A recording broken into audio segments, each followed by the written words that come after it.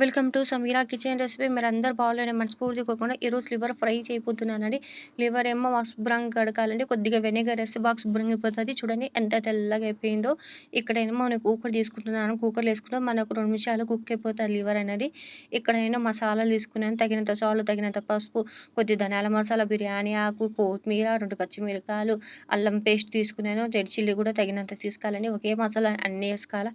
వేసుకున్నాక తగినంత ఆయిల్ వేసుకోవాలండి. మనకు కొద్దిగా ఎక్కువనే పడుతుంది లివర్కి ఆయిల్ అనేది. మనకు చట్నీ మాదిరి చేసుకోవాలి కాబట్టి ఆయిల్ వేసుకున్నాక ఇక్కడ ఆనియన్ వేసుకుంటున్నాను. 2 ఆనియన్ కట్ చేసుకుని వేసుకున్నాను. ఆనియన్ వేసి చట్నీ మాదిరి బాగుంటుందండి మనకు రైస్లో చపాతీలో తిన్నికి. ఇప్పుడు మూత పెట్టి 2 నిమిషాలు కుక్ చేసుకుంటానండి.